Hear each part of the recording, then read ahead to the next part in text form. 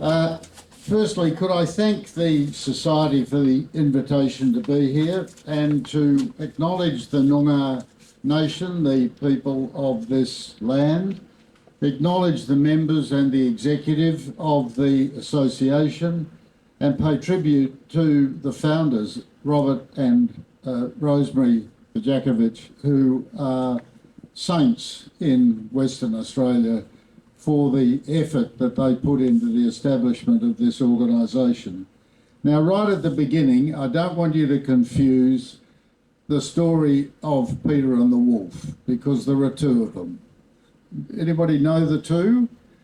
Okay, so there's Aesop's story, and that's the one about the young bloke who shouted wolf so often that people eventually ignored him.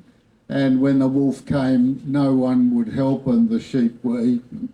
And the second story is Prokofiev's story, or musical, about Peter and the wolf. And Peter was the hero who ultimately caught the wolf.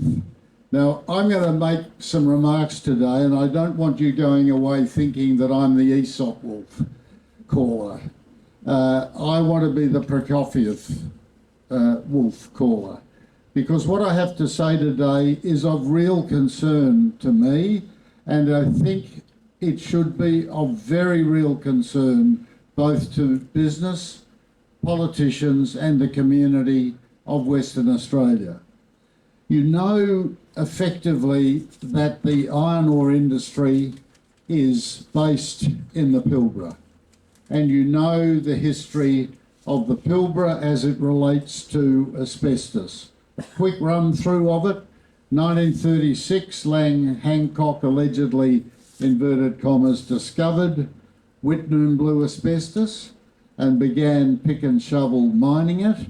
1940, he began mining at Wittnoom, and plants take over. CSR takes over in 1948. Mine opens in a substantial way in 1946, and by 10 years later, it was producing nearly 600 tonnes a year of blue asbestos.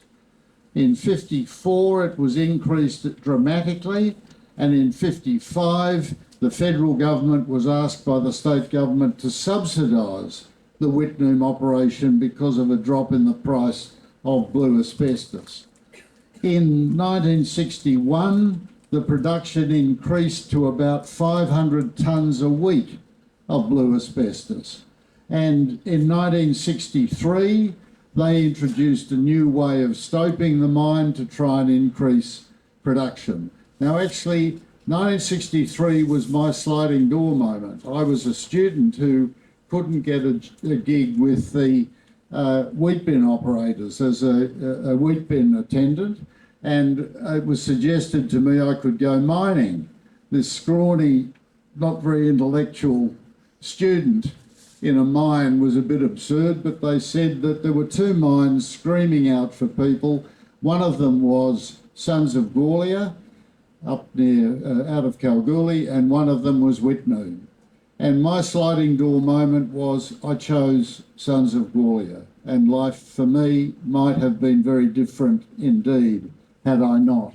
And so this issue of Wittnoom and its development has always been in my consciousness as a terribly important issue to be considered. In 1966, the mine was basically closed by the main operator, the Colonial Mine, because of the economics. But in 1966, the local authorities considered the position of Wittnoom and concluded that there was no danger from the tailings, and Wittnoom could be used as a major community centre. In 1980, Hancock and Wright were still determined to use Wittnoom as a centre and to get as much commercial activity out of it as they could. And the Public Health Department noted that they were still selling blue asbestos out of Wittnoom by 1973. In 1984, Hancock and Wright are still working in that area, In 1985, they were still anxious to have Wittnoom established. Now, in 1983, the Labor government was elected, and I have to say, with an apology, that we acted on this issue of asbestos, but without without the commitment and full power that we should have embraced at the time. We introduced legislation, the effect of which was to give complainants, applicants, an extended period to make their application and to reform aspects of the process by which they could claim compensation. Was it enough? The answer is clearly no, but we were facing in 1983, the new Minister for Mines, timorous in the face of some of the very big companies, and we didn't take it far enough. In 1984, me, as Minister for Rock Health and Safety, introduced the new Occupational Health and Safety Act, which did have a very important element to it. And the element was that the workers, the unions, the participants in the activities in which workers were engaged had not only an obligation in respect of Oc Health and Safety, but they had a voice. And that was a very new and reformative change to the industrial laws. Of course, we could have done very much better. And then all through the late 1980s and 1990s, there was a perpetual fight between the people who wanted to close down the Wittnoom and its areas and the people who wanted to keep it open. And there was clear evidence by that stage of A, the dangers of blue asbestos, which have been known for 50 years, B, its effect on the community of Western Australia, and C, the ferocious efforts that the industrial community would go to keep every opportunity open for them to utilise the resource. Now the Hancock family continued to try and get leases in the area by abandoning their old leases and taking out new leases, which was a way of avoiding the reparation obligation or the reclamation of the land. And it was finally in 1994 that a select committee clearly determined that the companies responsible should clean up the contamination. Well, I think if you were silly enough to go to Wittnoom, you would see that it still has not happened. So the question is, with that history, what is the present? And this is the bit that begins to alarm me, and this is the Peter and the Prokofiev-Wolf story coming to the fore. In 2012, a major story written in the Australian Mining Journal found that asbestos had been reportedly found in landfill materials brought in from some of the mining operations at Newman. And that caused a great flurry. BHP admitted that their mines had asbestos contamination.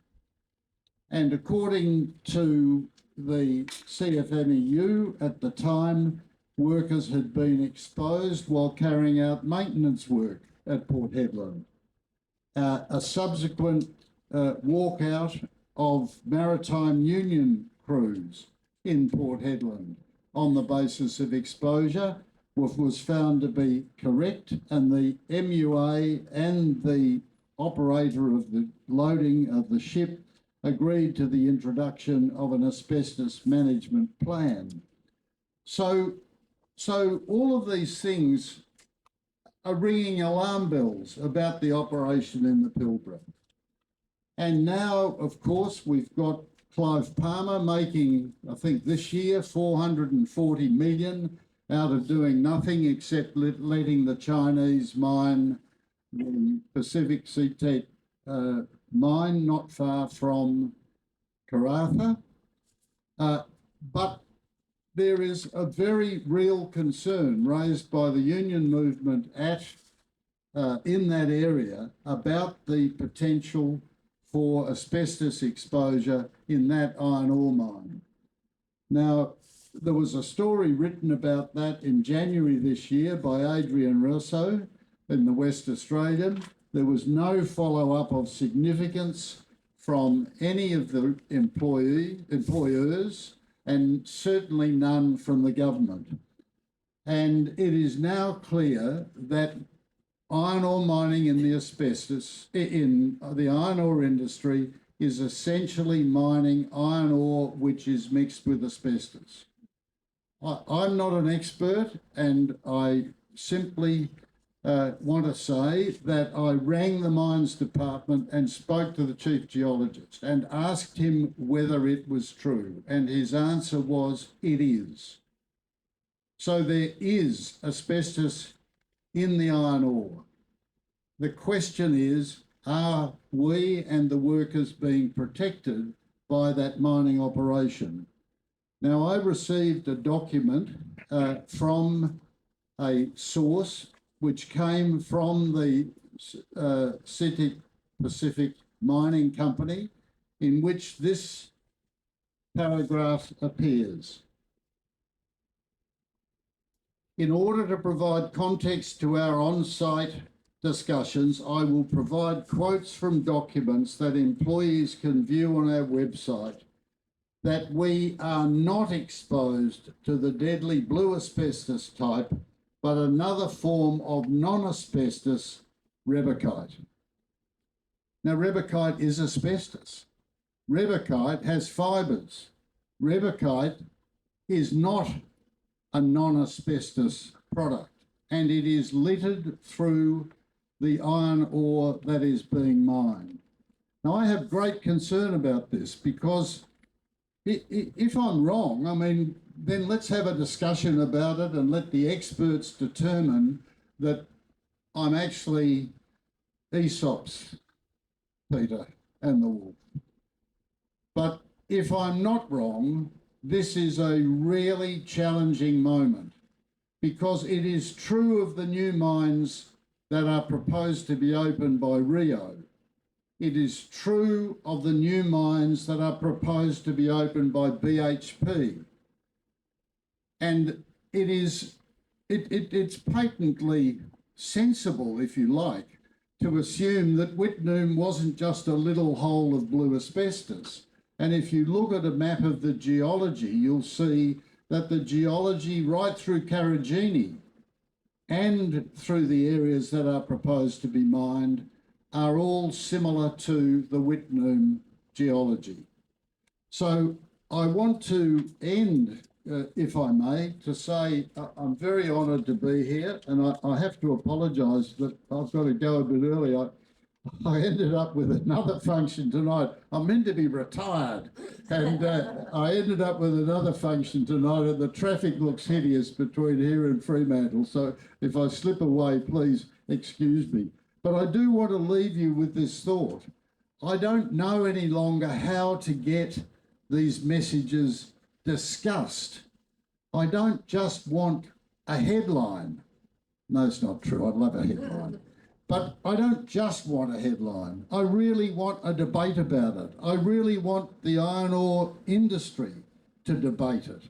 Is it adequate just to provide a limited amount of testing where people have worked? Is it enough to provide masking where people work?